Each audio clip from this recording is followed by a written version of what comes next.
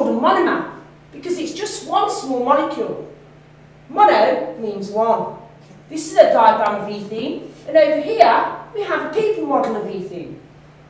Ethene is unsaturated, which means the double bond can be broken open, leaving a spare bond arm. This can then link to another monomer, like so. And if you observe our people model, we've now got a long chain monomer. The process can be repeated many times.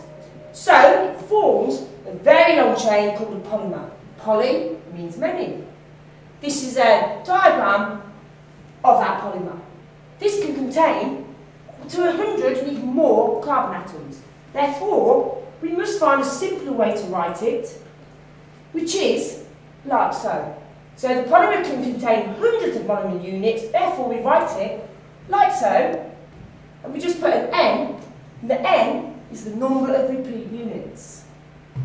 The polymer is given the monomer name in brackets, with poly in front of the brackets. Hence, the above is polyethylene. Polyethylene.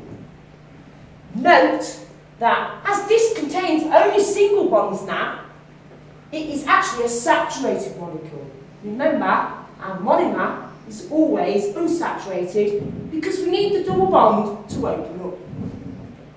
A slightly more complicated version, addition polymers can only add across the double bond. So, propene with 3 carbon atoms in the monomer, this is the monomer, here we have a monomer of propene, opens up at the double bond like so. They join together and this CH3 group moves down, as in our people model, and so we end up with polypropene, taken from the monomer again, with our 2 carbons here and our CH3 group now as a branch.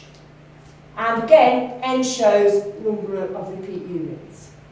Branch chain polymers tend to be much tougher and rigid than unbranched chain polymers. If you think of lots of different chains on top of each other, if you've got branches, it can't slide over each other, therefore it's less flexible.